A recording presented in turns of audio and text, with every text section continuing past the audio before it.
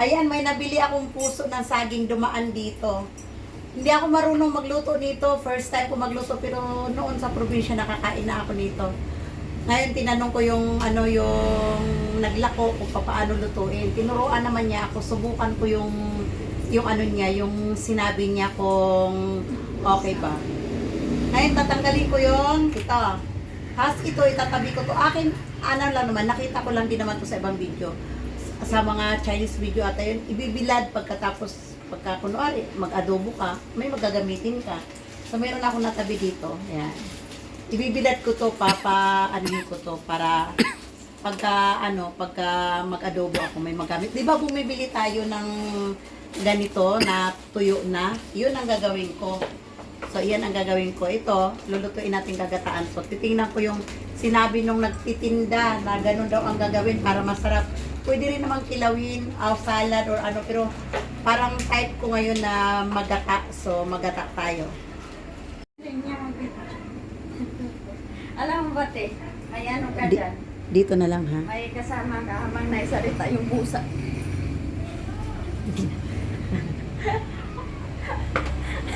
Nakaturo. So ayan, slicein na natin to ng pino. Sabi niya, pinuhin daw. Ayan, pinuhin na. Pinuhin. Mamaya na. Okay na.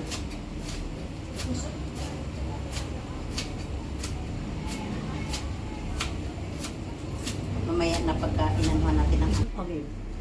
So ayan, ito na yung ating in-slice na hindi ko gaanong pinino, baka naman mamaya wala akong manguya. So ang sabi niya pinong-pino pero hindi ko siya gaanong ginawang pino.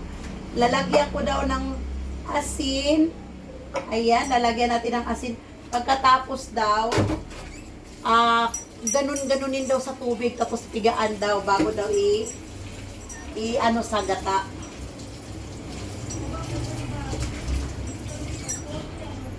Ano na? Huwag na ako. Dito na lang. Pa. So, ayan, mainit na yung ating mantika. Magisa daw tayo magisa daw tayo ng bawang.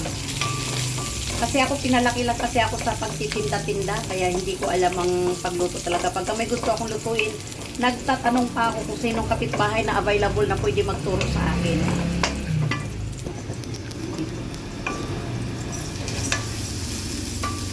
Ayan, sabi nila, ganyan-ganyan daw, ganyan-ganyan. Sige, ganyan-ganyan din natin. Pagkatapos ano ba to? Ilagay na yung gata? Hindi, gata muna daw. May kapitbahay ako, nagtanong pa ako, pagkatapos sasabihin ko naman din yung narinig ko sa kapitbahay. O, sabi nila, gata daw. O. So, ilagay natin yung gata. Pag kumulo na ng kumulo daw, tsaka daw ilagay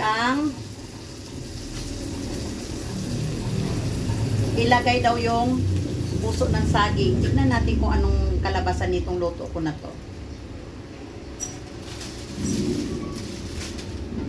So, pakuluin lang natin muna daw ng pakuluin.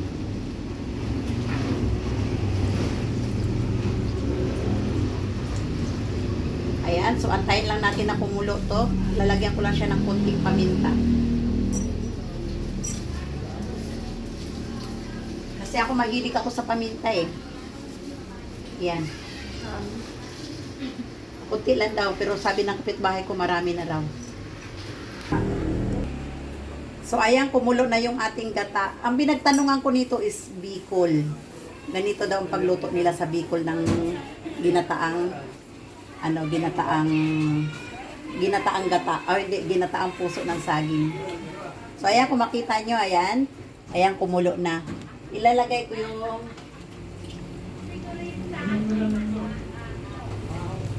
aking pansahog, ayan.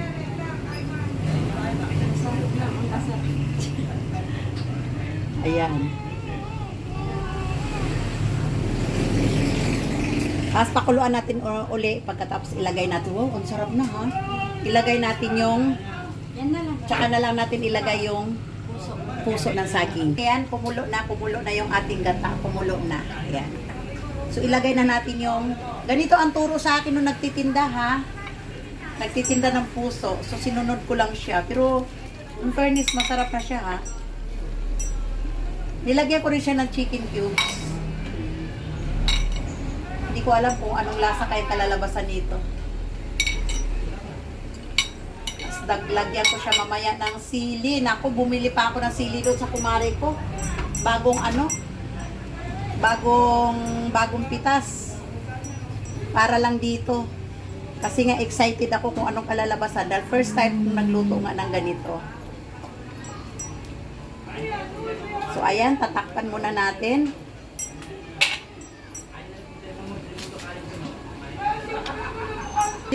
Binili ko sa aking kumari, ayan yung nila, bell paper, ang liliit. Pero ang dami ng 10 piso. Hindi ko lang inubos, tapos meron pang ganito. 10 piso din marami. Isama ko siya dito sa Tapos ito, binili ko sa tindahan, 2 piso ang isa. Ayan. Mahilig kasi ako sa sili. Yan, kulang na lang siguro ng konti. Titignan ko kung anong lasa pag naluto. Takpan natin ulit. Binaliktad ko lang.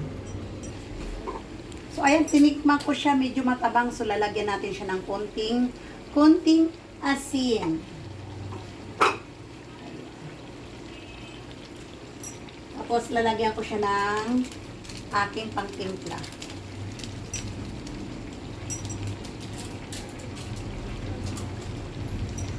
Tatakpan natin siya ulit. So, ayan, lalagyan natin daw siya ng konting suka. 1 kutsara lang daw ng suka ang ilalagay. Ayan, lagyan natin siya. Ayan, titignan nyo naman mga kanuso, medyo gumanda ng kanyang texture. Oh, texture talaga, oh.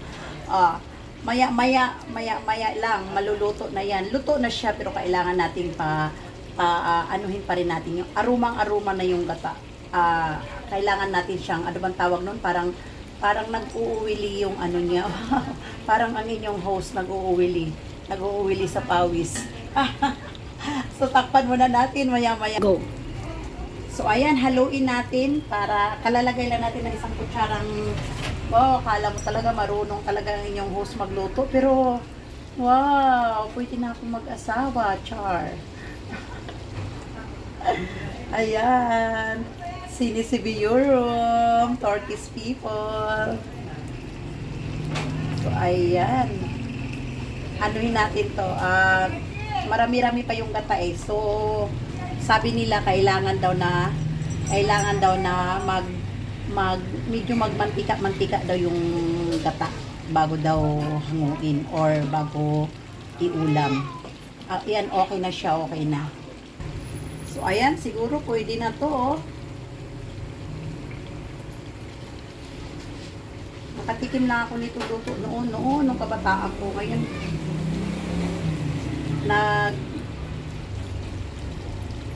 tamang-tama naman na yung binilhan ko taga Bicol. So, alam nyo naman, pagka sinabing Bicol, expert sa gata. So, doon talaga ako nagpaturo sa kanya. Tsaka, yung nagtitinda din ng mga ulam dito sa katabi ko, din siya, Bicol din siya. So, alam nyo naman, kapag sinabing pari-pariho lang din siya ng turo, yung nagtitinda ng almusal dito sa tabi ko, pariho lang din ang turo doon sa sa nagtinda ng itong puso ng saging. So, titikman natin siya.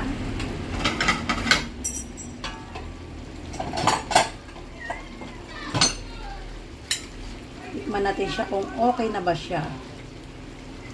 Sa totoo lang mga kalusot, totoo talagang ngayon lang ako nagluto ng ginataan.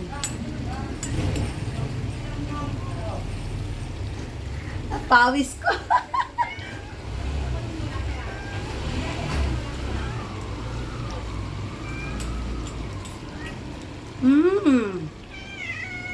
Hala, ang sarap.